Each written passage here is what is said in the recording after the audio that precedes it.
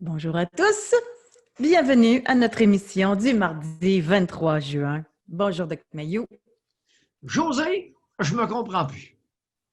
Chers abonnés, j'étais en maudit à matin, puis là, je suis tout de bonne humeur. Bon, ben, calé.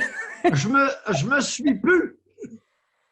C'est quoi qui s'est passé entre 9h30 et 11h? J'ai fait une coupe de téléphone. Oh, Oh, on a comparu. Ma poursuite oh, contre le Collège des médecins.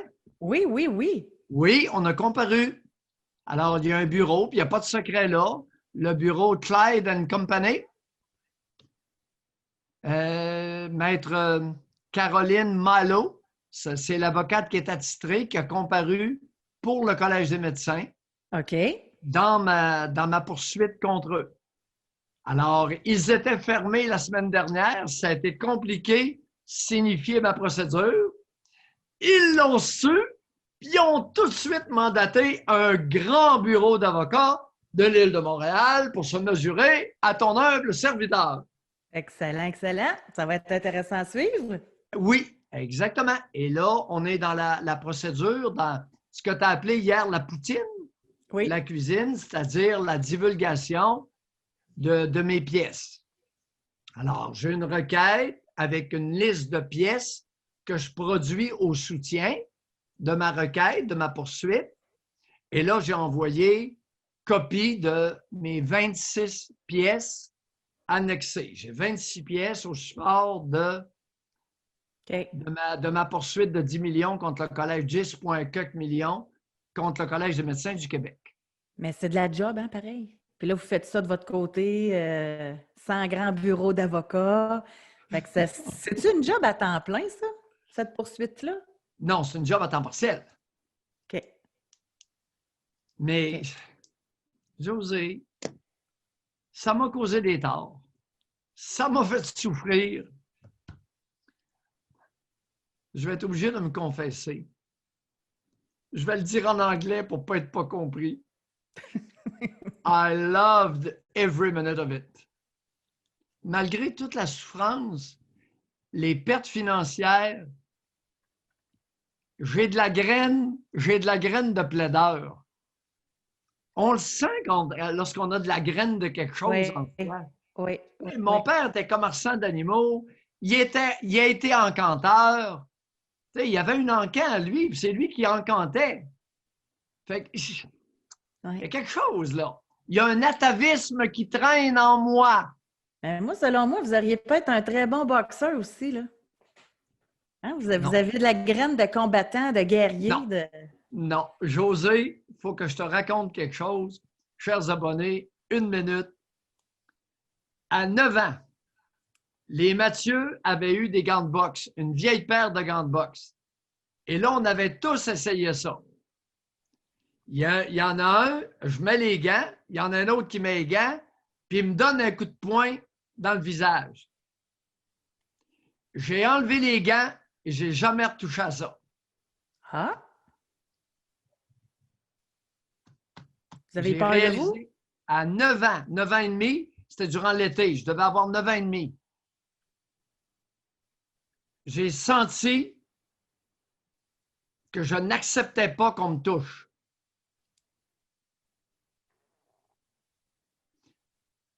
C'est pas avec les gants que j'avais envie de le démolir. OK. Ça a fait monter une rage, là? J'ai dit non. Moi, là, boxer, là, je suis un amateur de boxe, mais fais-moi pas mal. Parce qu'il va faire mauvais dans le camp. Fait que j'ai découvert cette caractéristique-là à 9 ans et demi. Un seul coup de poing avec des gros gants de boxe, là. J'ai dit, c'est pas pour moi. Il avait beau être plus grand, j'avais envie d'enlever les gants et d'y régler son compte. Tu sais, Ah oui, c'est... C'est ça. C'est un atavisme.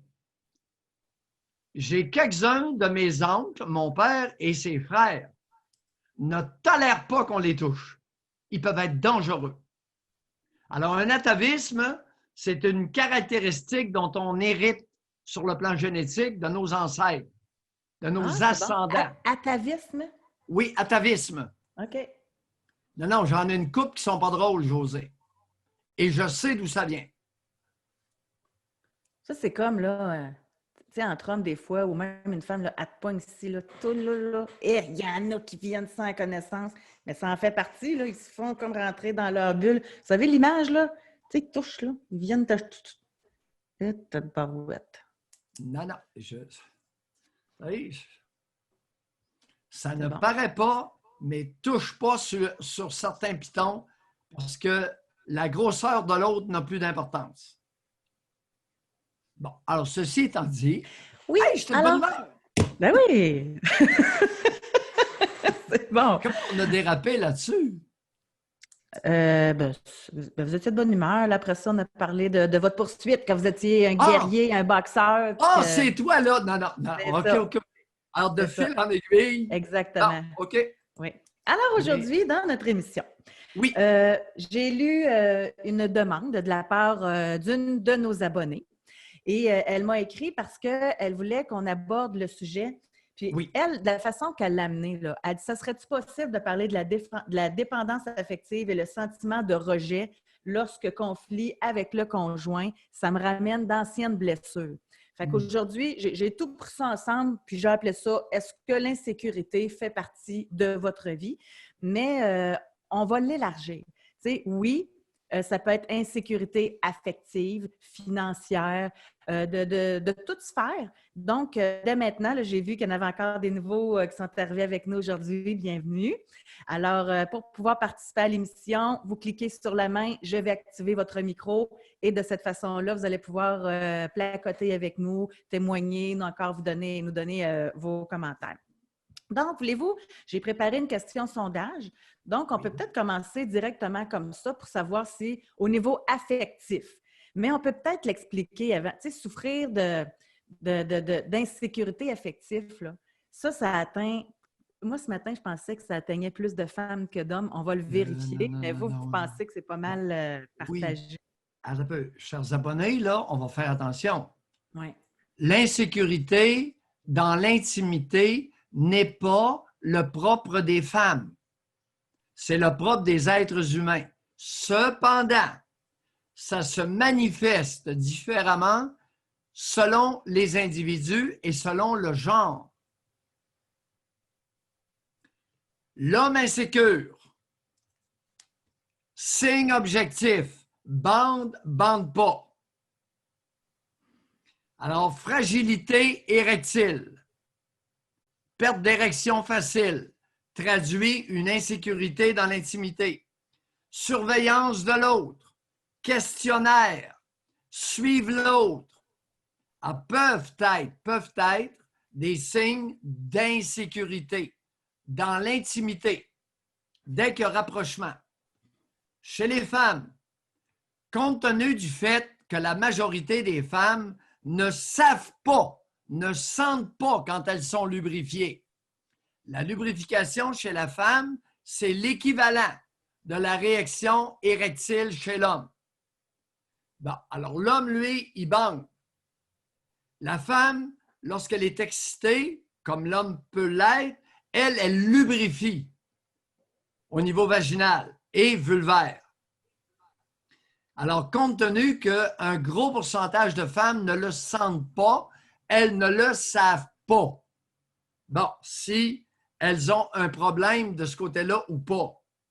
Par contre, les reproches, les commentaires disgracieux, ben là, tu m'as pas appelé, tu m'as oublié, tu m'aimes plus. Maudite niaiserie répétée à toutes les semaines quand c'est pas tous les jours. Mais là, t'es en retard, qu'est-ce qui s'est passé? Ben là, je suis en retard. J'ai pas regardé l'heure. Oui, je suis 10 minutes après mon heure habituelle. Je n'étais pas pressé. Alors, l'insécurité, les reproches, les ci, les ça. Oui. OK. Fait que maintenant qu'on a l'explication, on va sonder. On va demander tout d'abord aux femmes. Là, vous avez entendu la définition. Est-ce que vous vous reconnaissez là-dedans? Est-ce que vous souffrez d'insécurité affective? Donc, là, c'est pour les dames. On va poser la question aux hommes tantôt.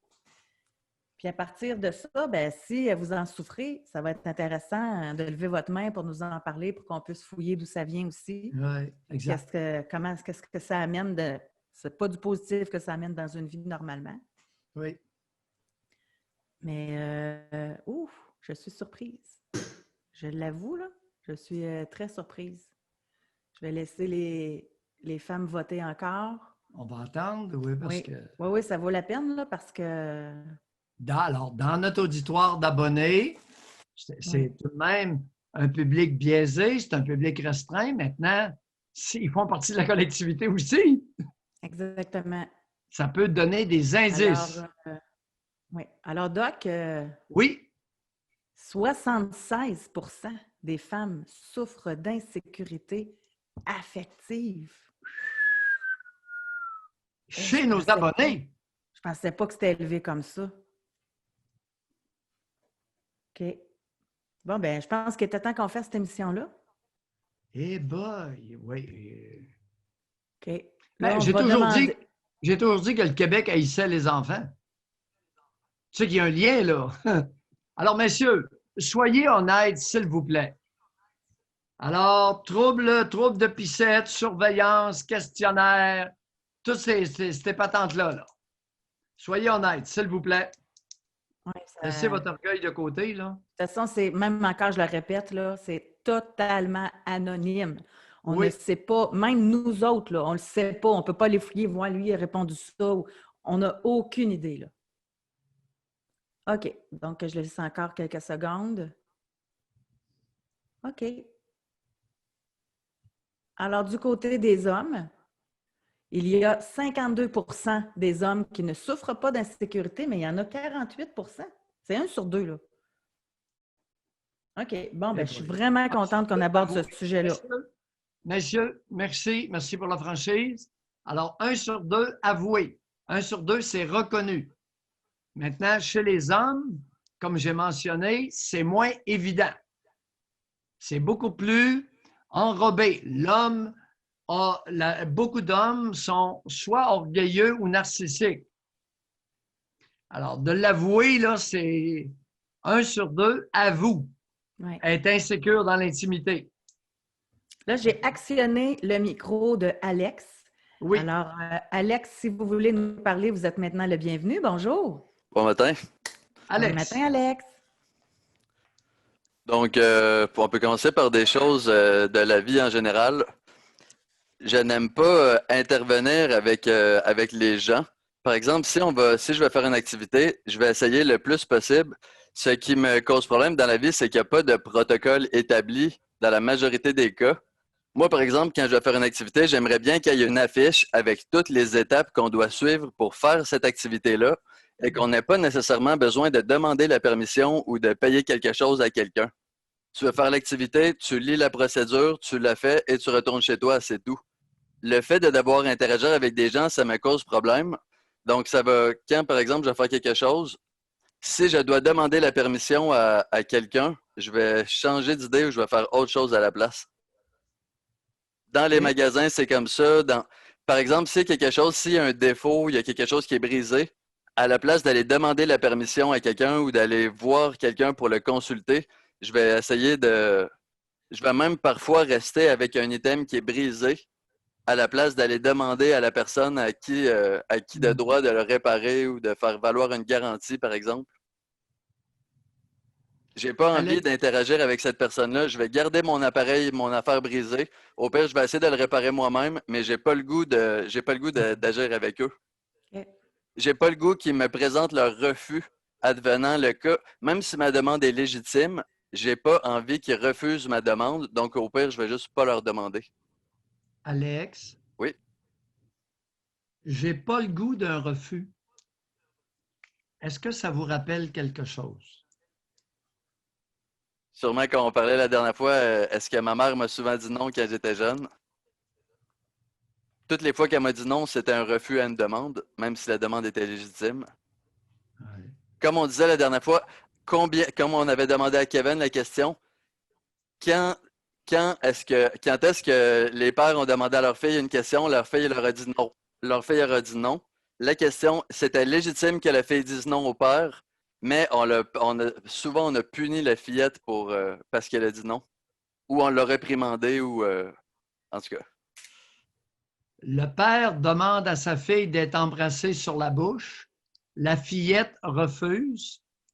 Et la mère sermonne la fillette d'aller embrasser le père avant d'aller se coucher. Tout à fait. Et le bec est sur la bouche. Mais vous, là, Alex, Oui. on est dans l'extrême, là. C'est Non. toujours comme ça. C'est toujours Non. comme ça. Chaque décision de ma vie est régie par ce mécanisme-là. Est-ce que je vais devoir interagir avec quelqu'un? Maintenant, avec l'Internet, on dirait que ma vie, je suis plus libre parce que je peux faire plus de réservations sur Internet. J'ai besoin de demander moins de permissions. Donc, je me sens plus libre. Avec la conjointe, c'est comme si j'étais pas un lâche, mais à chaque fois quelque chose, un homme aurait dû dire, j'ai une demande, vous devez la respecter. Ben moi, quand ma conjointe me disait, vas-y, fais une demande, ben moi, je disais non. Au pire, j'essayais de faire en sorte que ce soit elle qui fasse la demande à ma place. Vu que c'est une femme qui est en détresse, moi, je sais que la même demande que moi je pourrais faire, des fois, elle va être mieux reçue si c'est une femme. En tout cas, moi, j'ai d'autres. Ouais. Mais là, Doc, quand j'ai dit vous êtes dans l'extrême, vous avez dit non. Non. C'est un comportement qu'on voit régulièrement, Oh. ça, s'empêcher de faire n'importe quoi. Oh! La peur de se faire dire non ou de la peur d'entrer en Ah! relation avec quelqu'un d'autre, quitte à garder un objet brisé, quitte à... Fréquent. Ben Mais oui. là, on parlait sur le plan matériel, mais si on s'en va sur le plan relationnel, là, ça devient beaucoup plus compliqué. Il y a beaucoup de mécanismes qui entrent en ligne de compte. Par exemple, juste au niveau des ben pas relations sexuelles, là, mais le nom est très mal pris. Je veux pas contredire le Doc Mayou, OK? C'est parce que c'est comme une médaille avec deux côtés. Il y en a peut-être plusieurs autres, mais je vais y aller directement au point. Je suis relativement membré, comme le docteur Mayou parlait l'autre jour. Si je vais faire pipi le matin, si je vais uriner sur la bolle de toilette quand je suis en érection, ben mon pénis va toucher à la toilette. Il va toucher à la partie froide de la toilette. Ça va bord en bord. Fait que là, plier ça, ça se plie pas. Fait que soit que tu attends ou soit que, comme il dit, tu vas pisser à côté. Mais ça, donc je suis bien membré. Quand je suis en érection, je suis en érection. Je peux faire mal à des gens avec ça. Mais si une personne refuse une de mes demandes, la super érection s'annule automatiquement. C'est tout ce mécanisme-là qui est très complexe à apprivoiser, d'apprivoiser le refus d'une autre personne, d'où la raison de mettre au clair toutes les demandes avant la relation. Comme ça, quand ça se passe comme on le voulait. Mais c'est ça. C'est un problème Bon. peut-être au niveau de la communication, l'acceptation de l'autre. Oui. Alex, on revient en arrière un peu. Je peux faire mal à quelqu'un avec ça. Avez-vous dit? Je référais plutôt à la dureté de l'érection, si on peut dire ça comme ça. Là. Depuis quand que la dureté, une érection ferme, fait mal à quelqu'un? C'était une image, mais OK. Non. il y a une référence réelle aussi que je référais à ma conjointe vierge que quand on tente la pénétration, ça lui occasionne beaucoup de douleur. Donc c'est pour ça. Non. Fait que c'est pas de votre faute à vous, là. Mais il y a Attendez un quelqu'un peu. d'autre que ça lui ferait pas mal. C'est ça que je veux dire. Non. Attendez un peu, là. Oui. Attendez un peu. Eh boy, vous allez vite. Combien de temps qu'elle a été vierge, votre conjointe? Toute sa vie. C'est vous, Alex, qui l'avez marié hein, à 28 ans, puis que Oui, c'est c'est bien après que ça. vous vous êtes rendu compte qu'il y avait des problèmes au niveau des relations sexuelles. Puis, Tout à fait.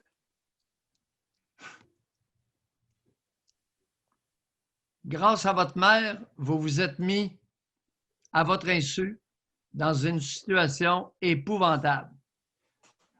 Ah, tout à fait. Avec même la conviction qu'avec une érection ferme, vous pouviez faire mal à quelqu'un. Imaginez-vous donc, pour pénétrer une vierge, ça prend une érection ferme. Y a-t-il quelqu'un qui vous avait dit ça? Oui. Ah oui? Qui vous avait dit ça? Bah, pas mal tout le monde, là. Pardon? Ben, les hommes avec qui j'en ai parlé, là. Vous en avez parlé à combien? Ben, je sais pas, peut-être une dizaine. Alex, Oui. l'intériorité, c'est quoi pour vous?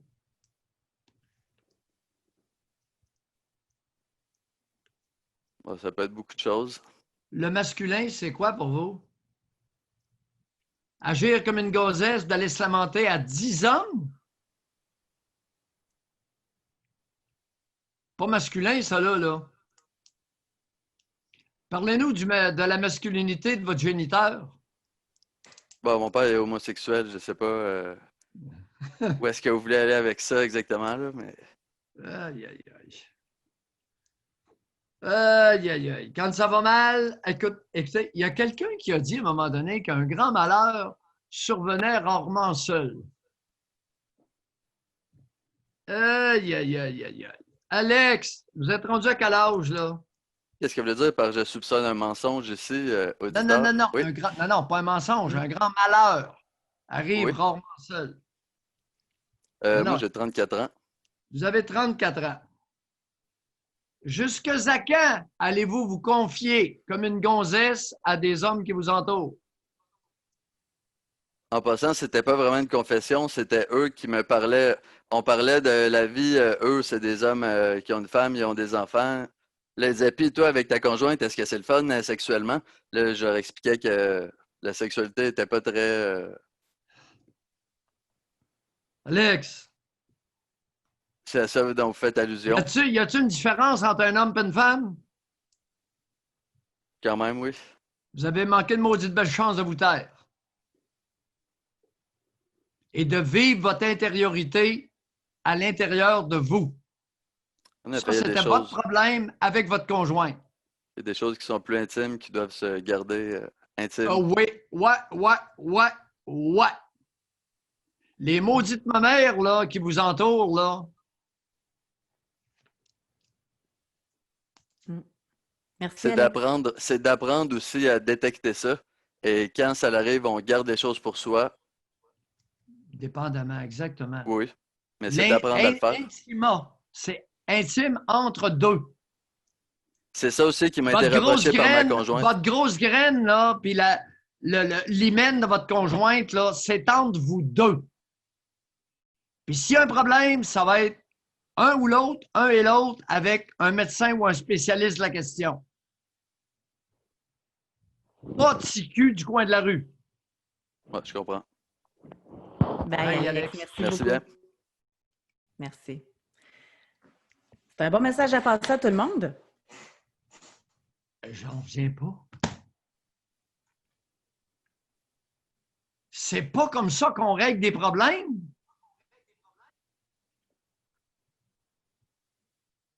Je comprends, qu'est-ce que tu m'as... Oui, là, je commence à connaître mon rôle, là. Imagine la conjointe, toi, qui a l'hymen épais. Mm. Ouais.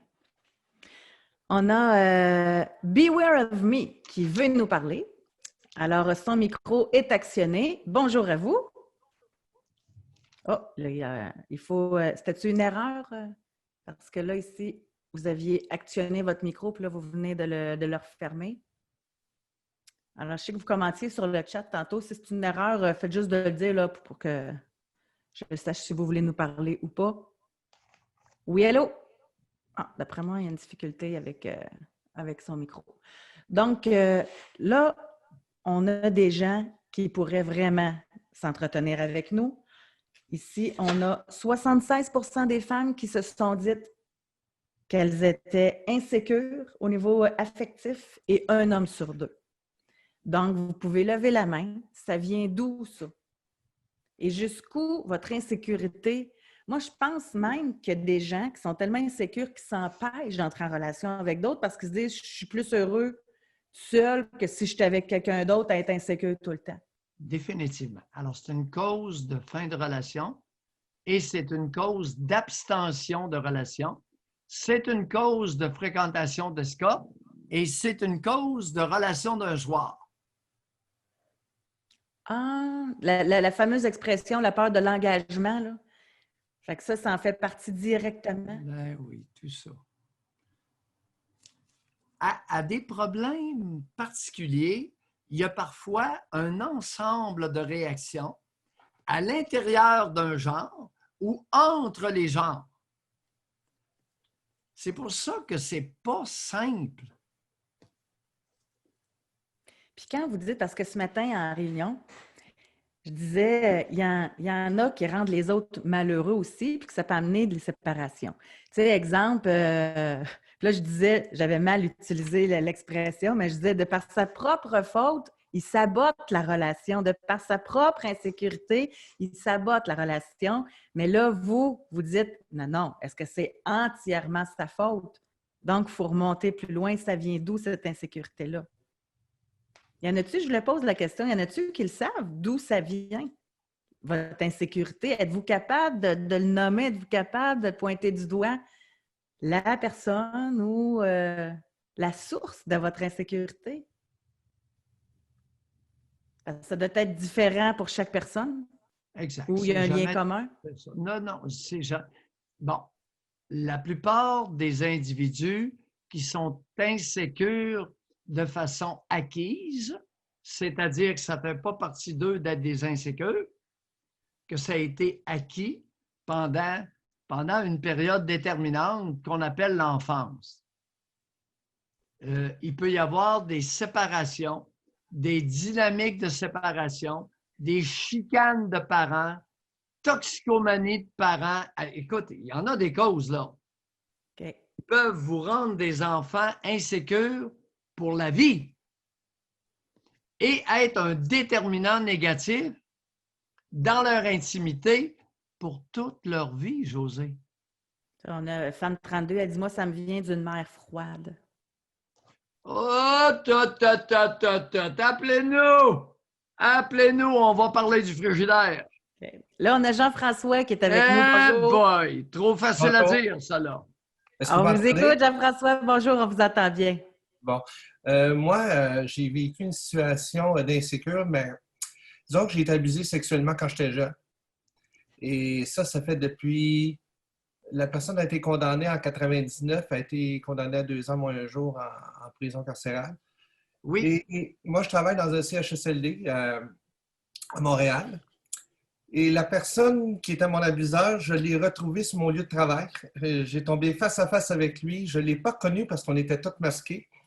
Et c'est quand je lui ai demandé son nom que là, il me relevé son nom, que là, je savais que c'était mon agresseur. Et ça a tout rechuté complètement. Racontez-nous, c'est intéressant. D'abord, vous avez quel âge? Donnez-nous mettez de la viande après ça. J'ai 49 ans. Oui. Puis j'ai été abusé à l'âge de 7 ans jusqu'à l'âge de 14 ans. Oui. Et ça a duré pendant 7 ans de temps. Oui. Puis après ça, il y a eu des poursuites. J'ai eu de la psychothérapie pendant 2 ans de temps. J'étais en arrêt de travail 2 ans de temps par rapport à ça. Oui. Puis après ça, j'ai tenté une poursuite civique. Oui. Puis parce que je l'avais rencontré dans mon cheminement avec son psychiatre à Québec. Et j'avais trouvé que les réponses, les questions que je posais, puis les réponses qu'il me donnait, c'était du brainwash de la psychiatre qui lui avait fait comme un genre un topo de lui dire pour me réconforter dans le fond, dis-lui ces réponses-là, mais je ne voyais pas ces réponses sincères. Et c'est là qu'est venue la lettre que j'ai envoyée pour un recours en civil de 15 000 $. Et après une semaine, quand j'ai vu que je n'avais pas de nouvelles, j'ai appelé sa psychiatre pour lui demander « Écoute, il a-tu reçu ma lettre? » Il dit « Oui, il a reçu ta lettre. Il veut couper tous les liens avec toi. Il ne veut plus t'aider. » J'ai dit « Bon, c'est parfait. » Attendez. Ça commence à être juteux. José, as-tu entendu la même chose que moi? Les abonnés, on est dans la justice réparatrice. Hey, depuis quand celui qui scrape une vie va réparer la vie de l'autre?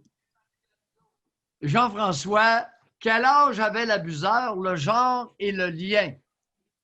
C'était mon parrain. C'était le frère à mon père. Bon, c'est un oncle paternel. Oui. Oui. Et il avait quel âge à l'époque? De qu'est-ce que je me souviens, quand j'avais 7 ans, lui, il en avait 22. Oui. OK, 22 ans. Oui, à peu près. C'est qu'est-ce que je me souviens. Ça a duré de 22 à 29. C'est ça.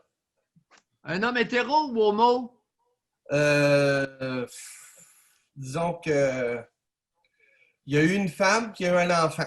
Donc, oui. Ils sont tous mariés. Alors, il était entre 22 et 29, Ouais. il était marié. Ben, il n'était pas marié. Dans ce temps-là, il n'était pas marié, il s'est marié après. Ah, il s'est marié après les abus. Oui. Racontez-nous maintenant Oh, les abus. belle couverture, belle couverture. Oui, oui. Ben oui.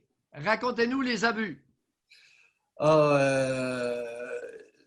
De qu'est-ce que lui a dit à la police par rapport aux abus, il n'y avait pas eu de pénétration anale. Jean-François, Ben moi, de qu'est-ce que je me vierge, souviens? je parle pas à ce gars-là, là. Non, non. Ben moi, qu'est-ce que je me souviens? Il y avait juste des fellations puis des attouchements. C'est juste ça que je me souviens. OK? À quelle fréquence ça se passait où? Habituellement, ça se passait à la résidence familiale. Quand il me gardait, ou soit... Ben là, je pense que principalement, c'est en résidence, quand mes parents n'étaient pas là. Ou quand je me faisais garder. Il venait vous garder chez vous? Oui. Alors là, chers abonnés, on a un homme de 22, 24, 26 ans qui vient garder les enfants de son frère.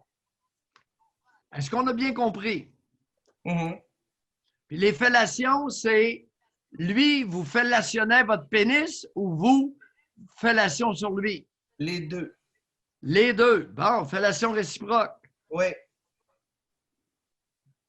Et ça a duré de 7 à 14 ans. Oui, parce que c'est moi qui ai mis fin quand j'ai mordu la langue quand il voulait m'embrasser. Oh, racontez-nous. C'est intéressant, ça? Oui. C'était rendu à un point que j'étais tanné.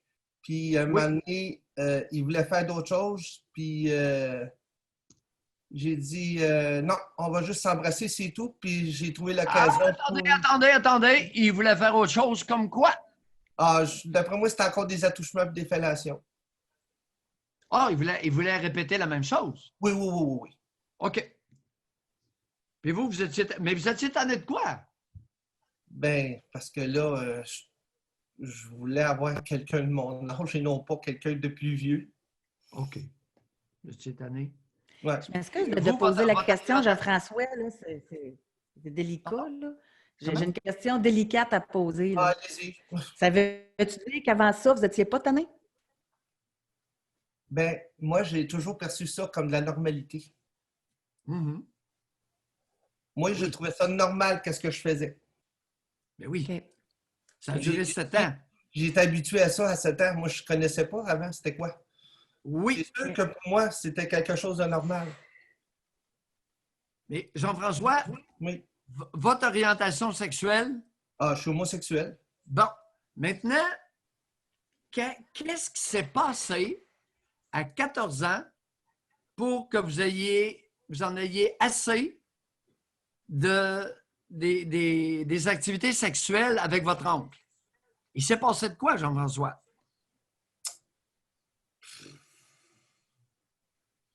Je ne sais vraiment pas, mais je pense que c'était plus du... Je voulais avoir quelqu'un de mon âge, quelqu'un qui me ressemblait, non pas quelqu'un qui était rendu... à 14 ans, il était rendu à 30 ans. Je trouvais que non, ça ne marchait pas dans le tableau. Là. Non. Puis j'avais eu déjà, dans ce temps-là, je me souviens qu'à l'âge de 12 ans, j'ai eu ma première relation sexuelle avec un autre homme. Puis je pense que c'est ça qui a été l'événement déclencheur, comme de quoi que je ne voulais plus avoir de relation avec lui. Attendez, à 12 ans, quel âge avait l'homme? Il avait 11 ans. Ben, attendez un peu, là, je ne comprends pas. Vous avez dit... Ben, la première relation sexuelle que j'ai eue avec une personne consentante, là, à mon niveau à moi, là, quand moi j'en avais 12, elle avait 11 ans. C'était un homme. Un petit garçon. Oui. Ben oui.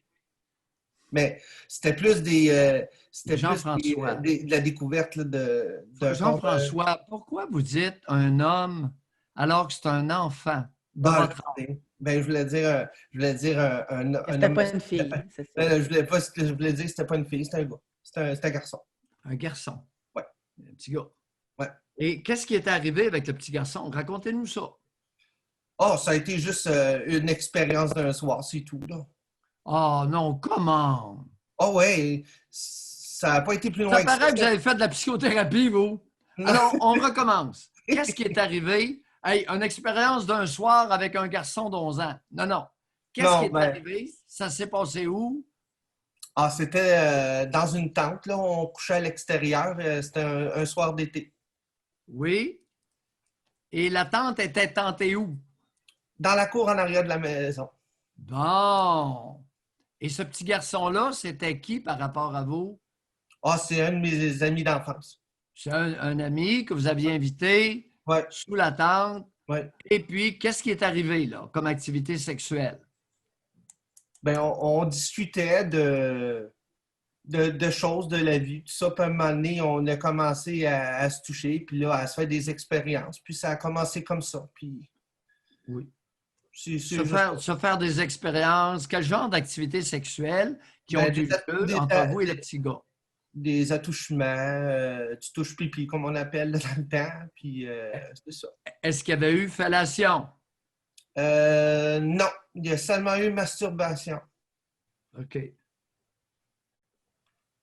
Et est-ce que lui était capable d'éjaculer?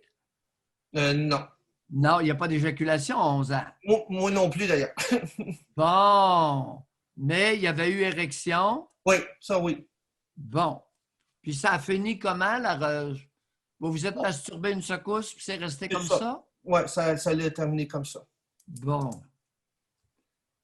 OK. Où en est-on? On revient-tu Oui. sur la rencontre? Pardon?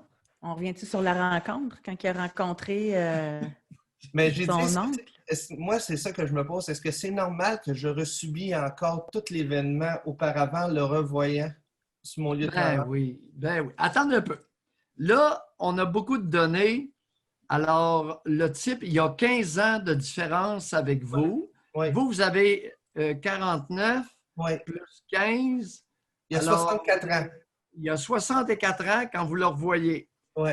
Qu'est-ce qu'il fait au CHSLD à 64 ans? C'est un employé ou un bénéficiaire?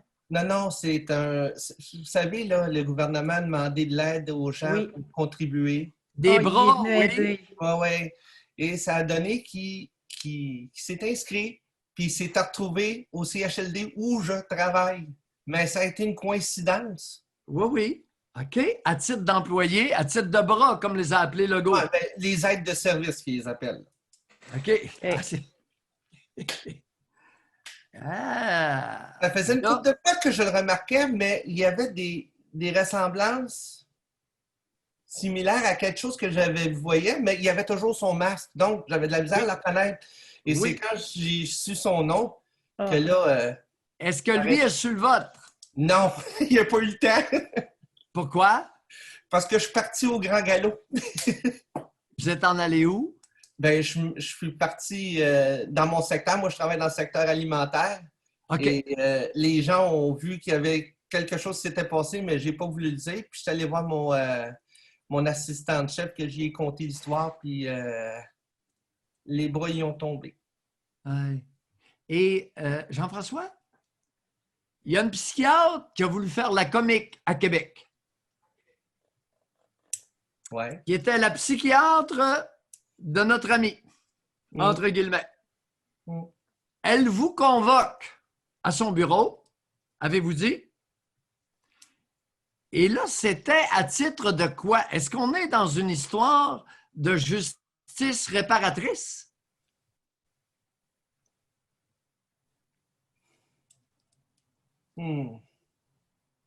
Mais moi, je pense que je le voyais comme ça. Pour moi, je le voyais comme un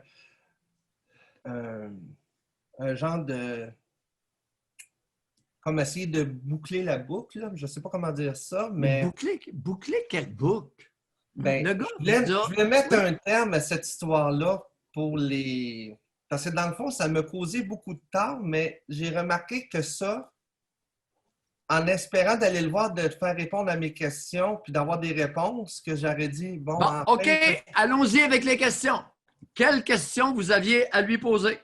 ben, j'ai demandé pourquoi il faisait ça, puis pourquoi il s'en... OK, alors pourquoi il faisait quoi là? Précisément. OK. Pourquoi que lui, il m'a abusé? Oui. Parce que lui, il a dit qu'il avait été abusé par son frère, qui l'a abusé. Ben, Alors ça, c'est la raison qu'il vous a donnée.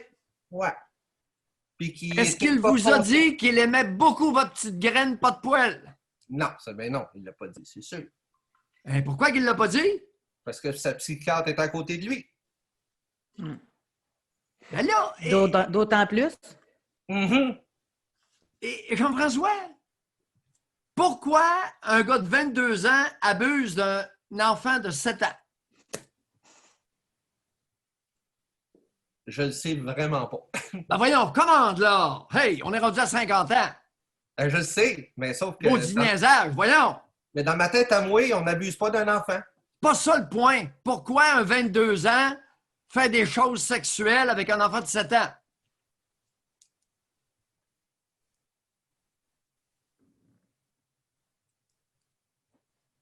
Hey, je vous rappelle, vous avez fait 2 ans de psychothérapie, là. Ouais, je sais.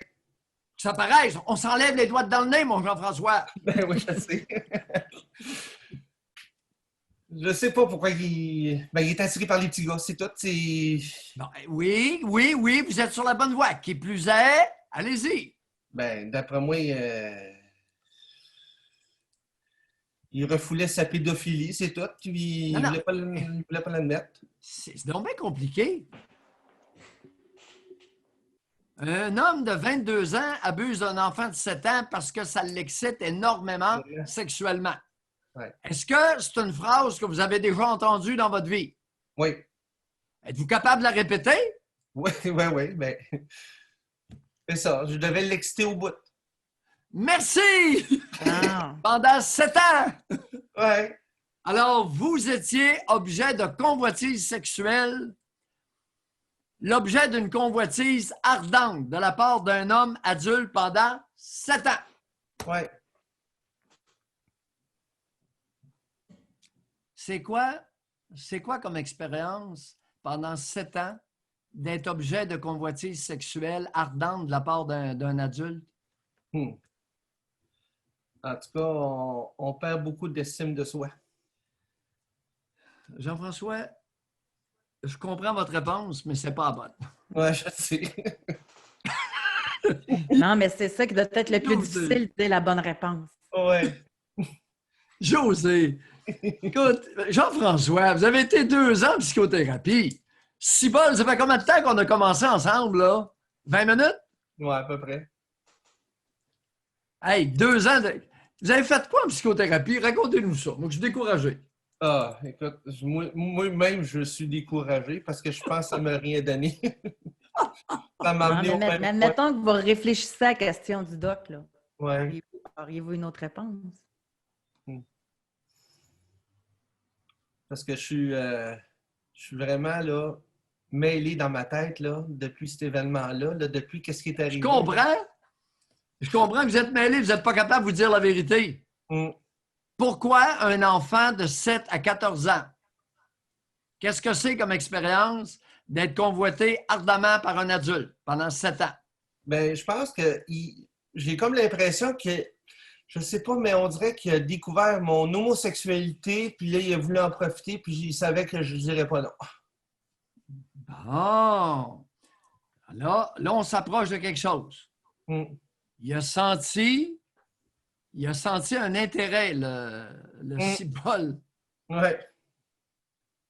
Puis il a sauté là-dessus comme la misère sur le pauvre monde. Ouais, il a fait découvrir quelque chose que j'allais découvrir plus tard, mais il me l'a fait découvrir à 7 ans.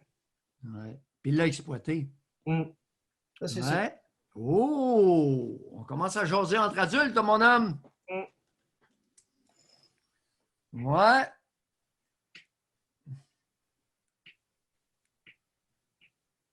C'est sûr. Mais là, aujourd'hui, je file pas mieux. Là. Je file pas bien. Je suis tout à l'envers. Je suis anxieux. Je suis... Oui. Mêlé. Ah ouais. Vous êtes mêlé parce qu'on vous a dit quoi répondre aux questions. Puis le pire là-dedans, c'est que moi, je pensais qu'en ayant un dossier criminel, il n'y avait plus le droit d'aller travailler nulle part, mais c'est pas Non, ça. Ben non. Ouais. Maintenant, Jean-François, ça se complique. Là, n'oubliez pas que c'est le frère de votre père. Hein? Ouais. N'oubliez pas que vous avez une mère. Mm. Mes parents sont décédés aujourd'hui, une chance. Pourquoi?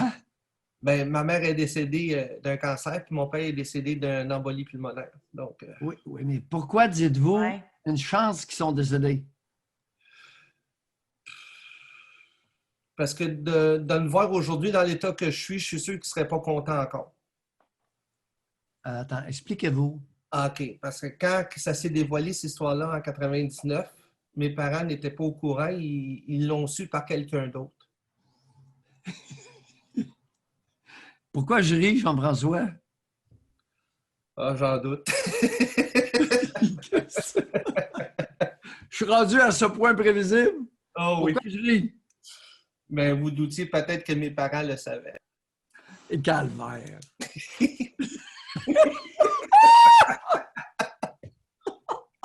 C'est pas parce qu'on rit que c'est drôle, hein? C'est triste. Hey, j'ai non. osé! Écoutez, Jean-François, au moins, il y a une chose. On a du fun ensemble. Oui. On a du plaisir Mais quand ensemble. ils vous ont fait à croire qu'ils n'étaient pas au courant, ils ont réagi comment, là? Mais parce que le plus drôle là-dedans, c'est qu'ils ont eu une réunion de famille la veille où ce que moi j'ai eu l'histoire. Oui. Parce que c'est une de mes tantes du côté de mon père qui a fait une réunion familiale. Oui. Et elle a tout dévoilé parce qu'il allait se faire arrêter par la police. Il allait se Oui. faire accuser. Oui. Et là, mes parents, ma mère, le lendemain, est venue me réveiller dans mon lit pour me dire c'est quoi cette histoire-là? Qu'est-ce qui s'est passé? Puis là, ça a tout chamboulé. Je ne savais plus comment réagir. Hey, convenons, Jean-François, que les femmes sont pas pires au niveau du contrôle des dommages. Ce qu'on appelle en anglais le damage control. La maudite, la veille du dévoilement public, elle réunit toute la famille. C'était sa sœur, c'est la sœur de l'abuseur. Ouais. Hey, j'en reviens pas, José. Puis Mais moi, ils ont tenté de vous arrêter là-dedans dans vos démarches? Non, parce que dans le fond, c'est pas moi qui ai fait les démarches. C'est des gens de Québec qui ont été abusés, que c'est trois frères, que le dernier a fait une tentative de suicide, puis c'est l'aîné qui a fait une poursuite. Puis lui, il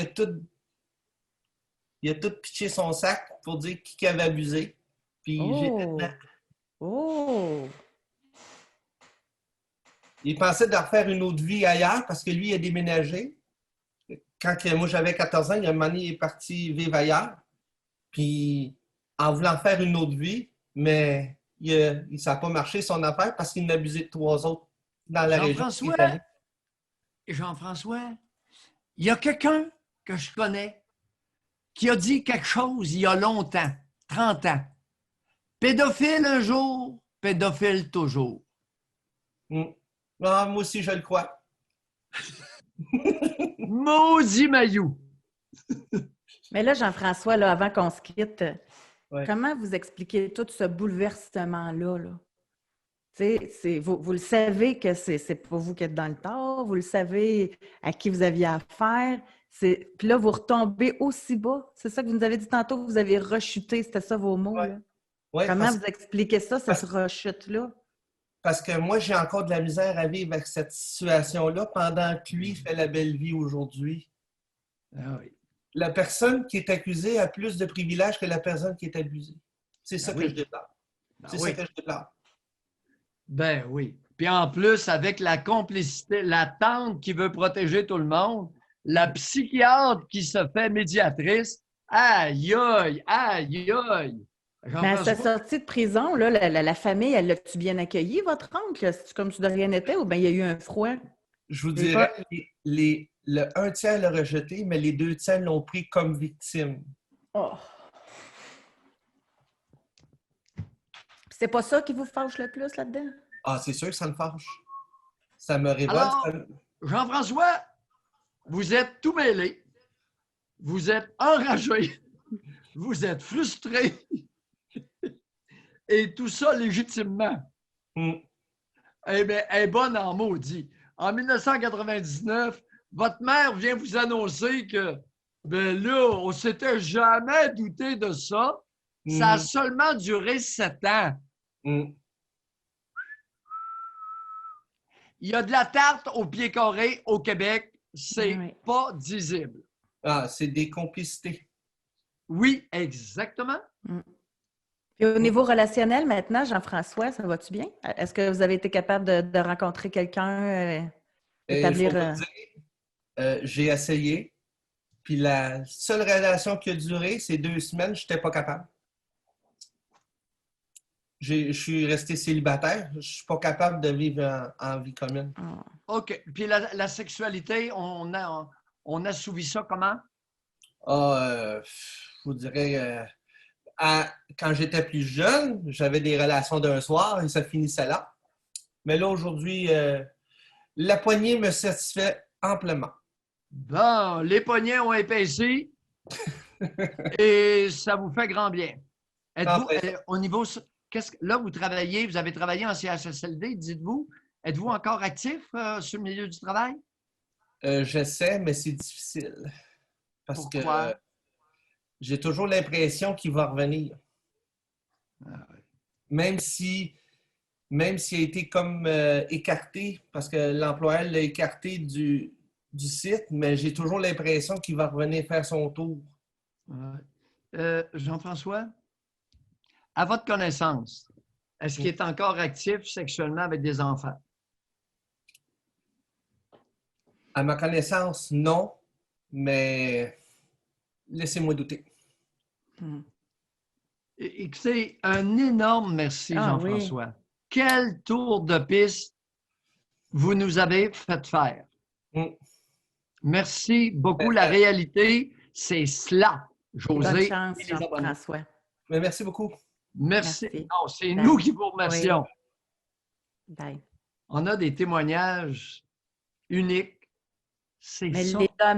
les dommages, là, c'est sans fin. Il n'a même pas été capable d'aller en relation plus que 2 semaines. Ouf!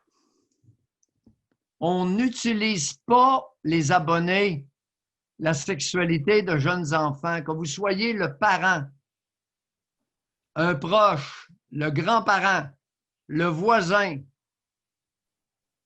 on n'utilise pas leur sexualité pour se satisfaire. On essaie d'en prendre une grande ou un grand qui est consentant.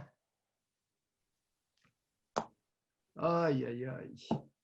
Ça marche-tu dans certains cas, la tentative de la psychiatre qui voulait réunir puis qui voulait... Il me semble que c'est quasiment plus traumatisant que d'autres. Les abonnés répondaient à ça. Moi, je suis tanné, là. Me prononcer sur tout, j'en ai assez. Demande ça aux abonnés. La justice réparatrice, ça marche-tu? Tu sais, c'est quasiment insultant. Hey, veux-tu me faire étouffer à ma tête? Ouais. Je vais prendre une gorge d'eau. Avec vous, dans votre bureau, là, c'est jamais arrivé, là, faire venir l'agresseur pendant que la victime était à sa chaise, là? José, t'es pas sérieuse, toi, là? C'est une blague. Tu fais une blague, là. Il y en a qui croient ça. C'est une psychiatre qui a fait ça, là. Hey. Les mêmes études que vous, là. Hey, c'est comme la tarte qui réveille son gars de 14 ans. Ben là, il t'a abusé 7 ans, mais vous savez pas. Maudite niaiseuse. Hey, la tante, la veille de la dénonciation publique, a fait un conseil de famille, une réunion de famille. La sœur de l'abuseur. Quand Mayou dit qu'il y a de la folle au pied carré au Québec, il sait ce qu'il dit. En tout cas, là-dessus, on ne peut pas vous contredire un matin. C'est hallucinant. Alors, ça fait partie de la nation canadienne-française, ça aussi. Puis là, ça a été prouvé, là. Il est allé en prison, là. Puis quand il est ressorti, le 2 tiers de la famille l'a accueilli en victime. Pauvre petit. Il a payé sa dette! Il a payé sa dette à la société. 2 ans moins un jour. Dans le village de Nathalie à Trois-Rivières. Je reviens sur notre thème, sur l'insécurité. On a quelqu'un qui nous a écrit. Mon chum est exactement comme ça. Il est insécure fois 1000. Il me dit souvent en joke, avec fond de vérité, coudon, tu m'aimes plus. Prends mon sel, réponds à mes messages. Il a de la difficulté à avoir une érection depuis le début de notre relation. Je dois le stimuler sans arrêt. Je suis belle, 37 ans, 115 livres, 5 et 4. Donc, c'est pas ça le problème. Il est ultra jaloux. Il est même jaloux si un beau gars est à la télé. Mais lui, il regarde des filles en cachette sur Instagram et supprime ses historiques. C'est choquant. Des gars à la télé, c'est loin d'être menaçant. Par contre, regarder les 3-4 mêmes filles de la région plusieurs fois par semaine, ça, par contre, c'est plus menaçant. Fait-il ça car il a peur que je fasse pareil? Chère auditrice, chère auditrice, comment expliquez-vous que vous vous couchiez à chaque soir avec un homme aussi peu adulte et viril?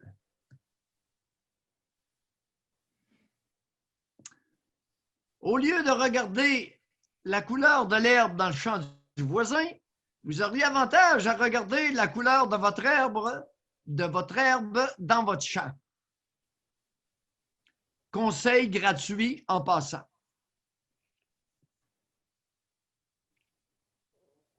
Il doit y avoir peut-être des avantages insoupçonnés. Non. Oui, ou Mais bien... qu'est-ce qui fait qu'elle reste dans cette relation-là? C'est vous qui m'avez appris ça, là. D'ailleurs, ça avait été loin, cette émission-là, vous vous en souvenez? Les méchantes plaintes, là, qu'on a reçues. Comme quoi que certaines femmes restaient dans des situations malsaines parce qu'elles pouvaient y avoir des bénéfices. Oui, ou bien le déni d'un problème majeur. Madame, 5 pieds 4, 115 livres avec un homme qui est viril. Êtes-vous capable de prendre 3 relations sexuelles par jour?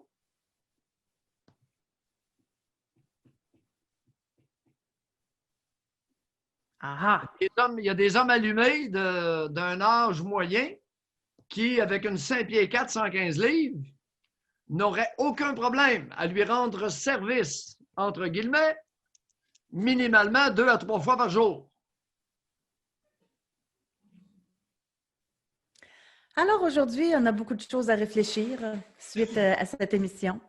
Merci tout le monde encore une fois, beaucoup de votre participation. Merci aux intervenants, super intéressant. C'est vous qui faites avancer l'émission, qui faites avancer la discussion. Donc, merci. Moi aussi, quelqu'un nous dit belle émission. Je suis super contente, moi aussi. Je pense qu'on a aidé des gens. Petite métaphore rurale. Il est important à l'occasion de l'entendre de la bouche du cheval.